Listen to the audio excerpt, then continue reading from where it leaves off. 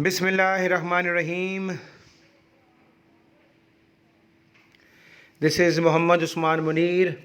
My dear 9 class students, as you know, I am your English teacher and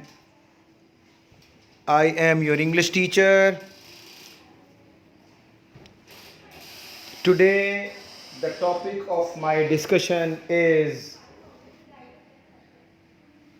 what the translation lesson number 4 and the passage number 5. I have to explain to you people its translation, and I'll give you its understanding, and I will tell you its grammatical points and synonyms as well.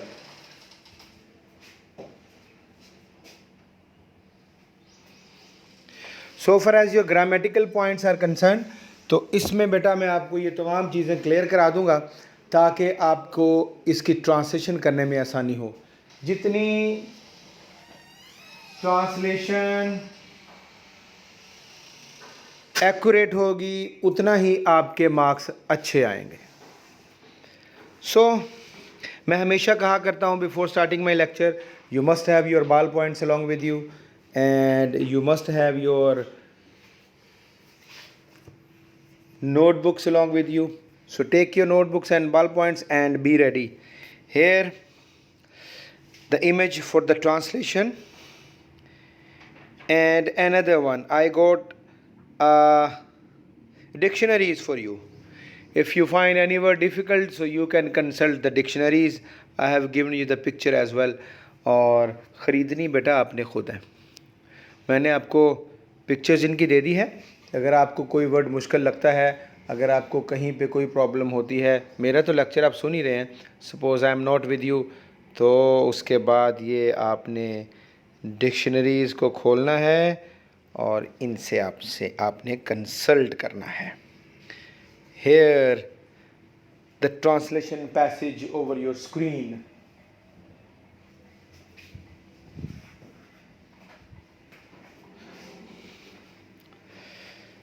Her grandfather, this is the passage number 5, her grandfather Abu Quhafa was disbeliever at the time. उनके दादा हज़रत अबू कुहाफ़ा उस वक्त ईमान नहीं लाए थे। Disbeliever बेटा आप काफिर को कहते हैं, या इसको आप यूँ कह सकते हैं ईमान नहीं लाए थे, तो this is past tense. He was very old and become blind, वो बहुत बूढ़े थे और नाबीना हो चुके थे। ओल्ड बेटा बूढ़े को कहते हैं, आप इसका सिनोनिम लिखना चाहें तो एजड लिख सकते हैं और एल्डरली लिख सकते हैं, 2 बता दिए मैंने।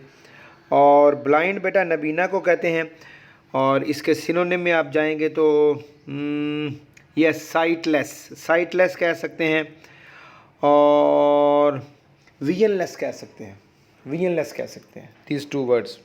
नबीना थे, उनके बहुत ज़ईफ़ थे, बूढ़े थे और नबीना हो चुके थे। This is past perfect.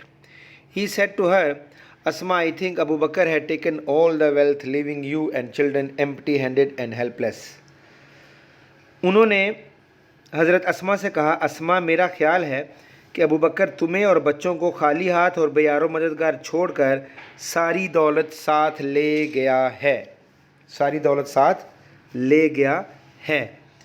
अब बेटा आप यहाँ पे देख लें, हैज़ टेकन और हैज़ और हैव के बाद हमेशा थर्ड फॉर्म लगती है। This is the present perfect tense.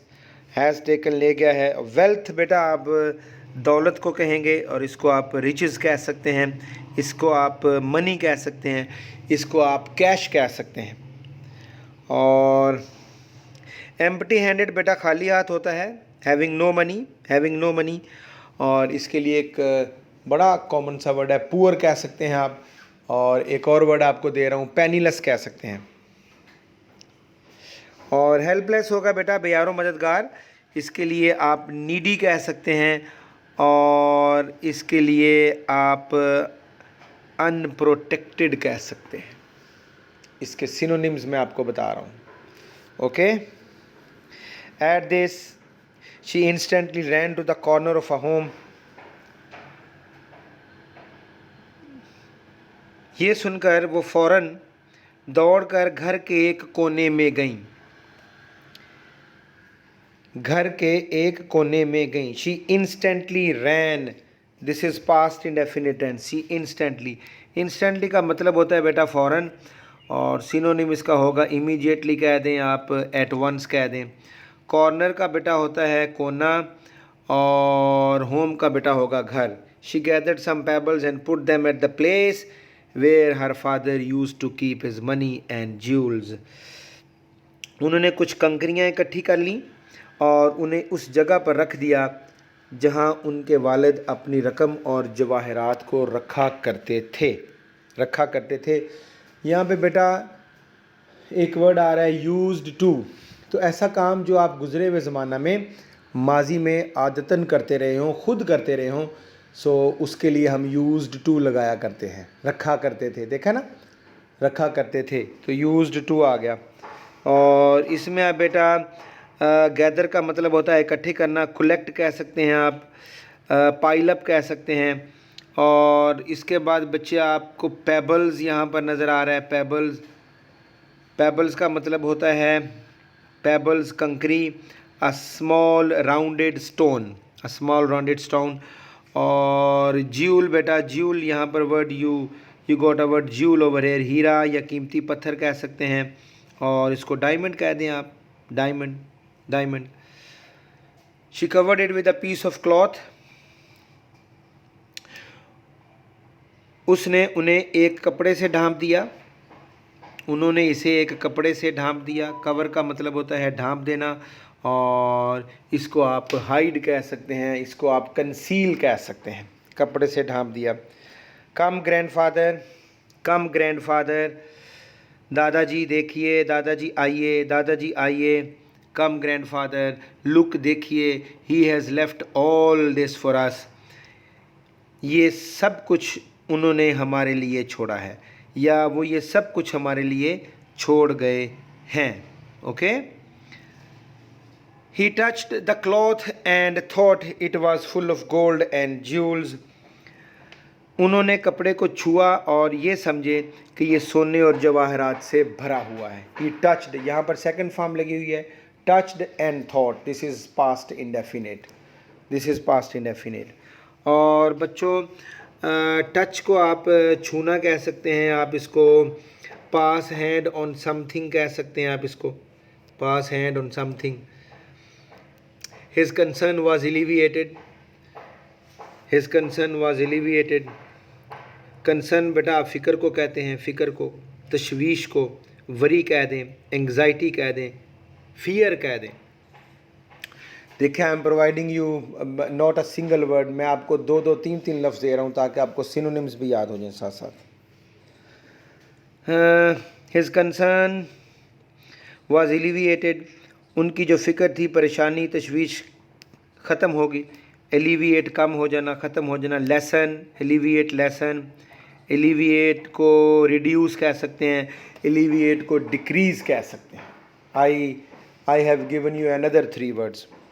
उनकी फ़िक्र कम हो गई, एंड ही फेल्ट रिलीव्ड, और he felt relieved to know that Abu Bakr Siddiq had left all his wealth at home.